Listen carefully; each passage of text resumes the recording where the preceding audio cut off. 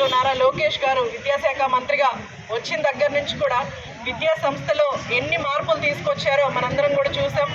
గతంలో మనం చూస్తే బుక్స్ మీద కూడా రాజకీయ నాయకుల ఫోటోలు అవే ఉండేవి.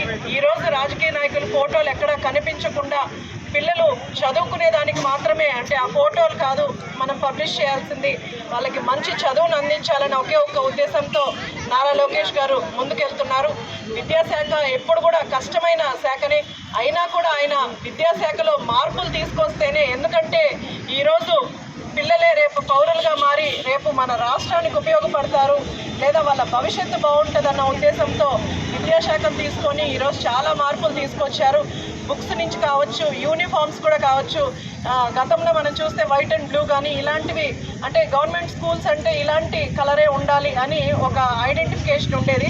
కానీ ఈరోజు అలా లేకుండా ఇలాంటి యూనిఫామ్స్ అంతా మనకు ప్రైవేట్ స్కూల్స్లో కూడా ఇచ్చేవాళ్ళు.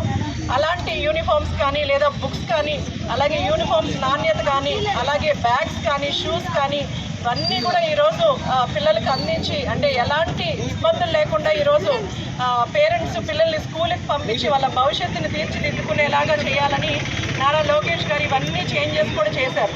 అలాగే ముస్తాబులో అందరూ నీట్గా రెడీ అయ్యి స్కూల్స్కి అటెండ్ అవ్వాలని, అలాగే డొక్కా సీతమ్మ భోజన పథకం కింద మిడ్ డే మీల్స్ పెట్టి మధ్యాహ్నం అక్కడే భోజనం, అంటే పిల్లలకే కాకుండా ఇంటర్మీడియట్ స్కూల్ పిల్లలకి కూడా మధ్యాహ్నం భోజనం ఏర్పాట్లు చేసి అక్కడే భోజనం చేసి వాళ్ళు వెళ్ళేలాగా. ఎందుకంటే గతంలో నేను చాలా వరకు స్కూల్స్ అటెండ్ అయినప్పుడు వాళ్ళు చెప్పారు, మేడం మాకు ఈ మిడ్ డే మీల్స్ లేనప్పుడు మేము ఇంటికి వెళ్ళి తినలేక కొంతమంది ఆకలితోనే ఉండేవాళ్ళు, ఎందుకంటే పేరెంట్స్ పనులకు వెళ్ళిపోయేవాళ్ళు, ఇంట్లో భోజనం ఉండేది కాదు, అలాంటి టైంలో పిల్లలు ఆకలితో ఉండేవాళ్ళు. ఈరోజు ఆ పరిస్థితి లేకుండా ప్రతి ఒక్కరూ కడుపు నిండా భోజనం చేసేలాగా మిడ్ డే మీల్స్ చేశారు. అలాగే ఫుడ్లో కూడా చాలా చేంజెస్ తీసుకొచ్చారు. సన్నబియ్యం కావచ్చు, ప్రోటీన్ ఫుడ్ కావచ్చు, ఎగ్ కానీ లేదా చిక్కీ లాంటి రూపంలో మనం ఈరోజు ఐరన్ పిల్లలకి ఇస్తున్నాము. ఇలాంటివి ఎన్నో తీసుకొచ్చి మన చేంజెస్ తీసుకొచ్చి విద్యా సంస్థలో ఈరోజు ఎంతో మెరుగుపరిచారు. అలాగే పీటీఎంస్ అరేంజ్ చేసి పిల్లల్ని, స్కూల్ని, పేరెంట్స్ని అనుసంధానం చేస్తూ టీచర్స్, అంటే పిల్లలు ఎడ్యుకేషన్ ఎలా ఉందని పేరెంట్స్ తెలుసుకునే పరిస్థితిని ఈరోజు టీచర్స్కి కానీ అలాగే పేరెంట్స్కి ఒక మీటింగ్ ఏర్పాటు చేసి వాళ్ళ పిల్లల రికార్డ్ ఎలా ఉంది అని తెలుసుకునే విధంగా ఈరోజు పీటీఎంస్ అరేంజ్ చేశారు. గతంలో ఇవన్నీ పెద్ద పెద్ద ఇంటర్నేషనల్ స్కూల్స్ లేదా ప్రైవేట్ స్కూల్స్లోనే పీటీఎంస్ ఉండేవి.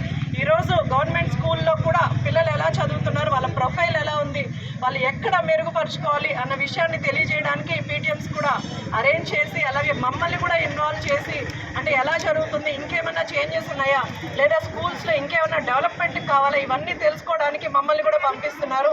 అన్ని చేంజెస్ ఈరోజు మన విద్యాశాఖలో చేస్తున్నారు.